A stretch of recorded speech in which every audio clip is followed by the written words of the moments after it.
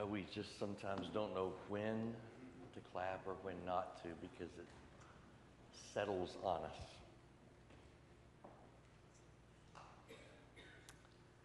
Have you ever said anything that you regretted? For anybody who didn't, you need help. Have you ever wanted the opportunity to take it back? Certainly. Today we live in the world of social media platforms like Twitter. If you're not a person who tweets, we'll talk a little bit about that today. But we have learned about it, if for no other reason, because our politicians use that platform very much so now. That platform allows them to delete it after they have sent it and to hopefully get rid of it. It is a social platform that allows people, used to be 140 characters, but now it's up to 280 characters. And you might be thinking in the back of your head, oh, Pastor, what are you doing talking about that? Nobody really knows about that, or that little app, it's not worth anything. Well, last time I looked, it's between 10 and 20 million it's worth, and I think that's on the low end if they end up selling it.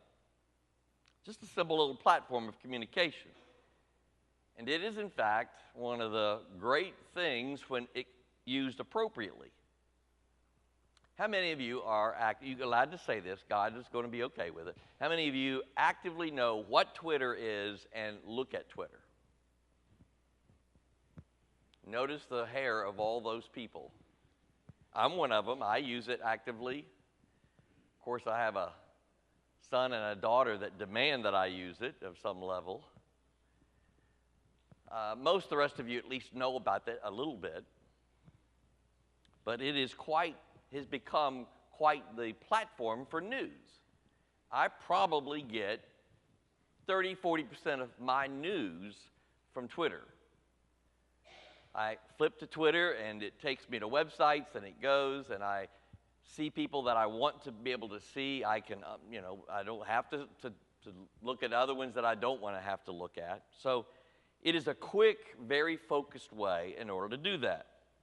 But you and I have to decide if that format, that way of hearing things is a good thing or bad thing. And certainly the bad thing of it is it has an instant nature to it. It happens instantaneously, and there's something not only beautiful about that, but there's also something incredibly frightening about it.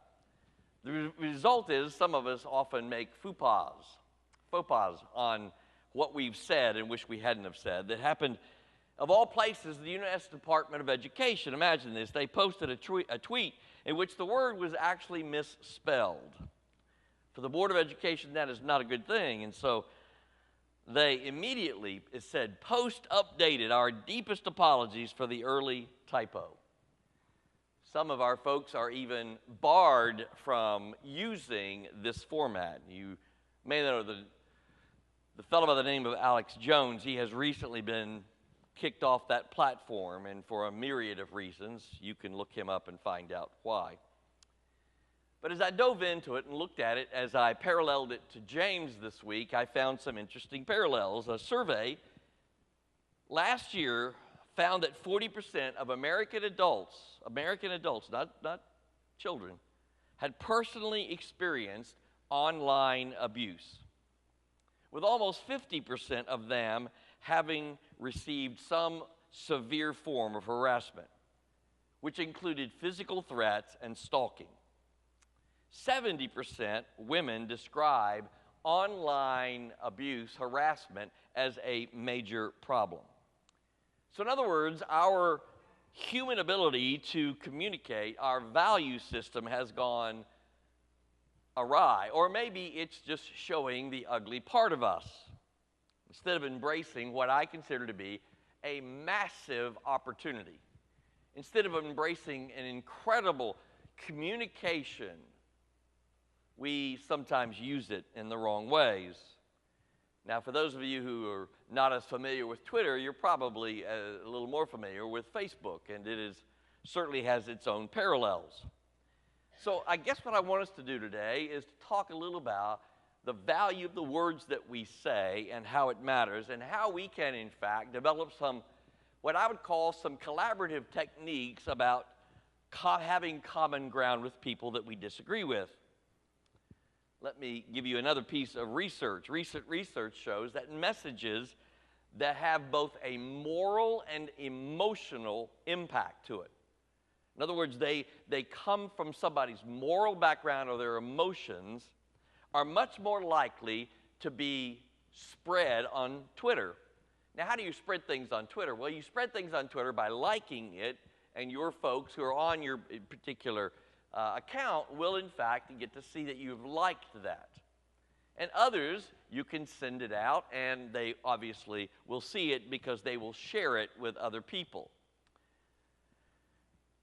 Molly Craddock is a psychologist who bases a lot of her work on research, and she says this, that retweets that are emotional and moral in nature are duplicated or sent again 20% more of the time. Matter of fact, let me let you quote her.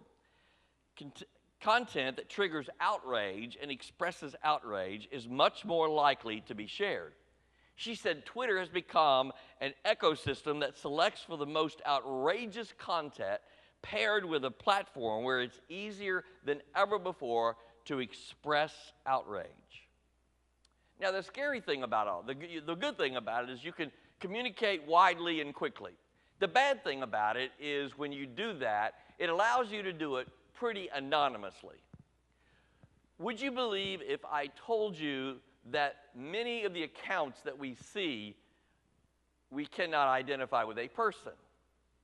That, who knows, Russian bots or whatever have created those accounts and in fact are sending that information out. But the problem of it is not all the conspiracy stuff to me. It's the fact that we don't seemingly take responsibility for what we say on it. We can kind of remain hidden behind it. She says, and I quote her, when you go offline where you might boost your reputation for whoever happens to be standing around you at the moment, talking person to person, to online when you're doing it on a social media account where you broadcast it to your entire social network, then that dramatically amplifies what for you is the personal rewards of expressing outrage. One other point she makes, she says, our hypothesis, what we believe, she said, after doing all this research, is that the design of these platforms could make expressing outrage into a habit. Is that news to anybody? I hope it isn't, because it's really the case. So I would push you today. I would cause you to think a little bit. You may not be familiar with Twitter. It may not be a platform that you use. I may be talking Greek to you when I say that. But you do talk to people. You do express yourself. You do make moral and emotional comments, and some of them are received and some of them are not received positively. So today, if you got your folder, want to follow along, the first movement is the wrong word. Let's look at the wrong word and how it can play out. Efforts to delete a dumb tweet notwithstanding, we are often prone to saying things that we would not, in fact, say if we were standing next to a person if we're online. James, what I would consider, addresses the human tendency to let loose a talk or a rant, even in these pre-Twitter days that he's talking about. Let me give you some context about James and see if we can draw some parallels. James's situation, and we studied it not long ago on Wednesday nights. I think some of you are studying it in your Sunday school classes right now. But you always have to understand who it is that the writer is writing to. So here, James is writing to Jewish Christians. These are new Christians. These are folks who grow up with a religious background, but now they have understood and accepted this Christ thing, and so it is new to them. I wonder if they brought any baggage with them when they became Christians. Of course they did. And so James is writing to the folks who are trying to live within a tense situation and either dynamics, and see if any of these dynamics are parallels to you. The economic problems in the Roman world. Now, things were going well for the wealthy, but maybe not so well for those who weren't wealthy. That doesn't have any parallels for us. There's an infighting among the different factions of Jews. Now, we certainly don't have any tribalism going on among our nation and our world right now. And then thirdly, the growing revolutionary resistance of the zealots to Judea that put everybody else on edge. Now, let me just lay it out here. When you have such open acceptance of white supremacy right now, this little thing, here, you know what this is? Anybody know what it is? It's an okay sign. What is it when it's held like that? It's a white supremacy sign. Watch how you're seeing this used. 4 police officers in a lineup after doing a wonderful thing. 4 of the police officers held their hand down with that sign on it. Folks, KKK is not cool. I hope we got that taken care of. It's just not cool. But here we have a world that has, if we're not careful, a kind of power keg of violence. And it is exactly what we see today. That's what was going on with James. Matter of fact, they blew that place up. You remember? Go back 66 AD. There is a disaster. There's the fall of Jerusalem. There's the destruction of the temple. And James is, in fact, speaking to what we call brothers and sisters in the dispersion. That's that time where we talk about where things were blown up. And they were in a kind of New Testament exile. So let me shift back to us and where we live. Is it little wonder then that one of James's primary concrete concerns is the use of words? The use of words matters. It really does. In a totally volatile environment, the wrong word can be the match that lights a fuse of violence and strife and misunderstanding. How many of us in the 11 o'clock news hour, we have news all the time, so I don't know how to think about it at 11 o'clock anymore, but how many of us look at the news at any given night and could pick out the stories that if somebody had decided not to say a word that crossed another person or didn't say something that crossed another person, I wonder how many times that word taken back could have resolved the situation or kept it from escalating. I wonder how many times. James knew what he was talking about. He said in verse 6, the tongue is a fire, and it is set on fire by, he mentions no words, by hell. Second movement, teachers must exercise restraint. Now you say, boy, I'm glad I'm not a teacher. Well, we are all at some level teachers. We are all in some way giving some level of influence to other people. So be careful when you say you're not a teacher. But I will tell you, I recognize the fact that I am a teacher. Every day of the week, I'm preparing to teach on Wednesdays, or I'm preparing to teach on Sundays. My teaching schedule is constant and real. And I take it incredibly responsibly to myself personally.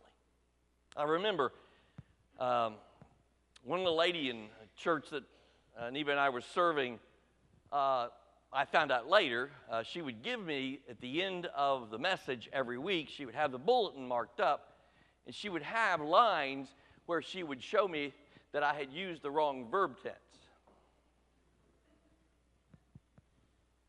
Oh, the delight of receiving that. Guess what? It made me a better preacher. Did I like it? No. I chewed her arm off one day and spit it out. No, I didn't do any of that. I promise. There was no damage done. I nodded to her every week. Thank you very much. But you know what? I'm a better preacher because of it. I used that story to my students when I was teaching theology for Campbellsville, and I would say to them, I am going to put lots of red on your papers because I want to make you a better writer so that you ultimately can be a better speaker. And the best way to be a better speaker is, first of all, to be a better writer. Well, what am I saying here? I'm saying that words matter. How we structure them. If I'm saying them all wrong all the time, you're going to be thinking about how I said it wrong as opposed to what I said. So it does matter.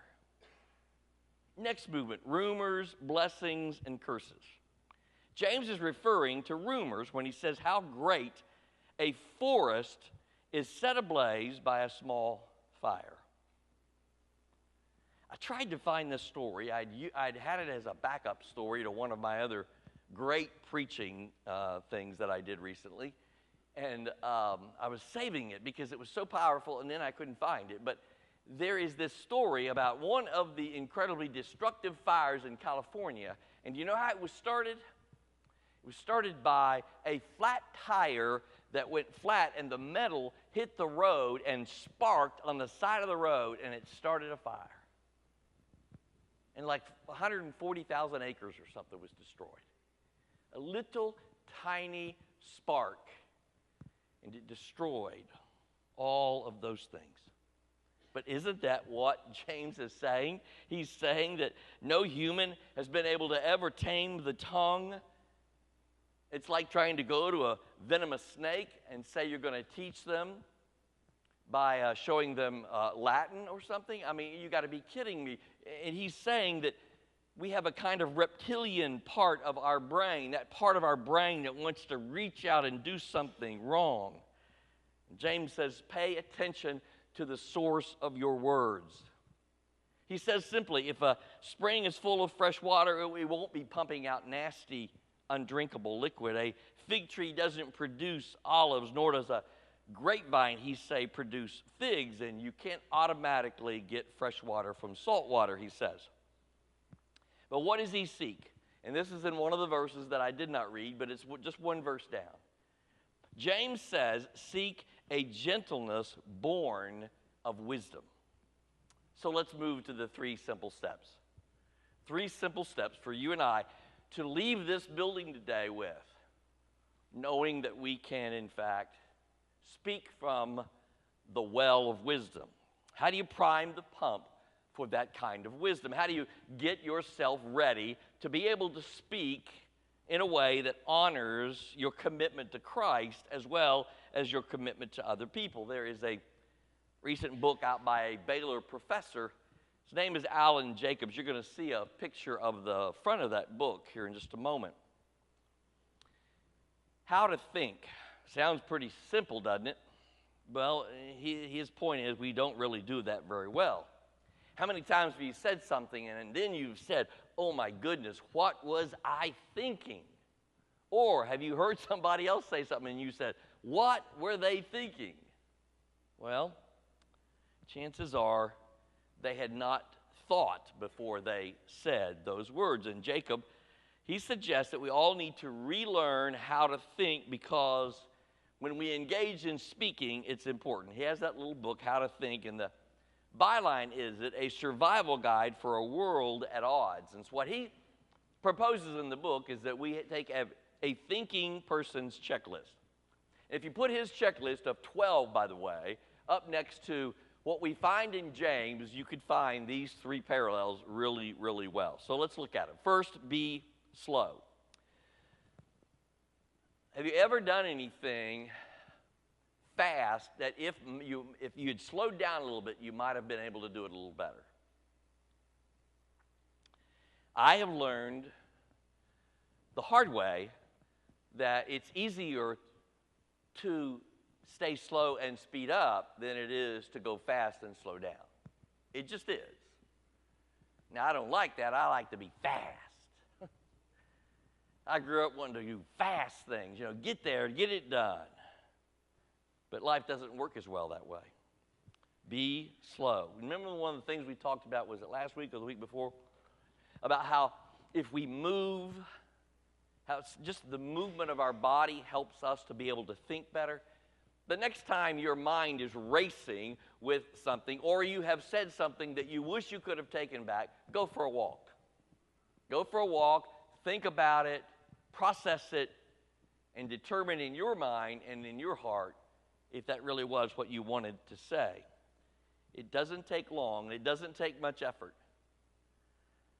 In verse 19, James says later, he says, let everyone be quick, this is verse 19 from the first chapter. Let everyone be quick to listen, slow to speak, slow to anger, for your anger does not produce God's righteousness. Newsflash, it doesn't. So first, be slow. Second, be teachable. Now, this one's even harder, I think.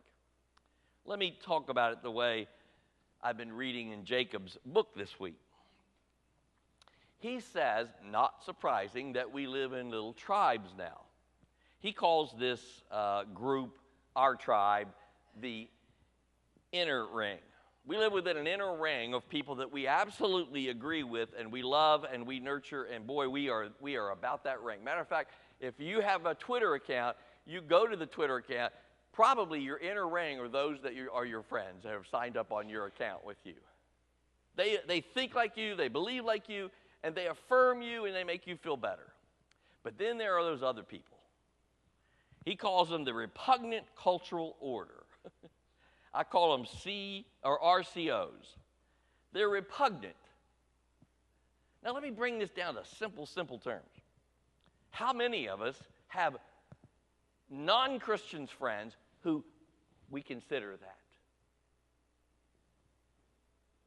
I know some sinners, I mean really bad sinners, people that are far from God. And it's awfully easy just to push them to the edge.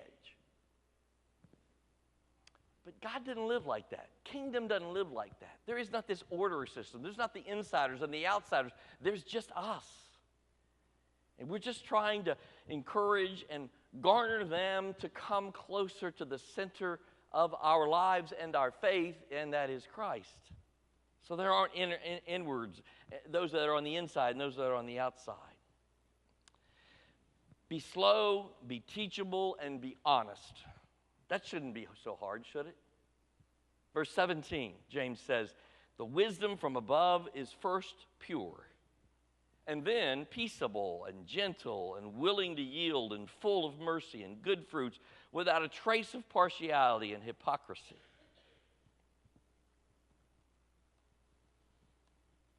I went to a funeral yesterday that it was kind of shook me up. On a Saturday afternoon, I had lots of other things to do, especially during the Kentucky game. But this was right there in the middle of it. But for an hour and 40 minutes, I sat and listened to a family grieve. And I only know really one person there in her family. She was a kid in my youth group all those many years ago. She was married to this man for 40 years. And she and her 3 kids got up and shared their faith, their family. And it was an hour and 40 minutes of just enjoying the Lord. When I went through the line, she just was surprised I was there, and I will just tell you, I don't know where else I should have been but there. Because I was there to say face to face to somebody who had been in my life, and I'd gotten to speak words of value to, and that family had gotten to speak words of value back to me. I needed to say thanks, and boy, did they ever say thanks to me.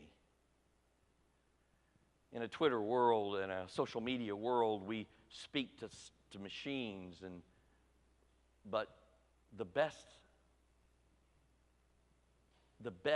that God offers us is sitting around a meal together.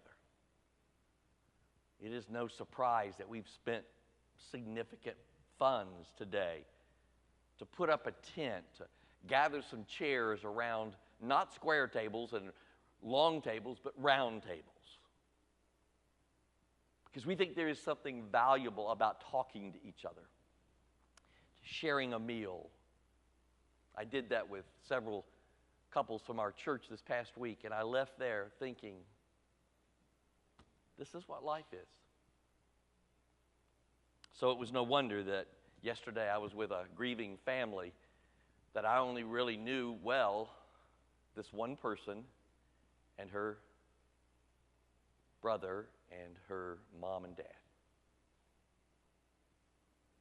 from my first ministry. Today I'm going to ask you, what about the habits of your heart? Because the habits of your heart usually come out your mouth. They do. So today we're going to have a time of just using this time to sing. And if you have a decision you need to make, or you want to be a part of this church, you want to accept Christ, whatever it might be, we're going to be able to do that together. So let's stand together, and as the band gets ready here, let's join together as we sing How He Loves. Let's sing together.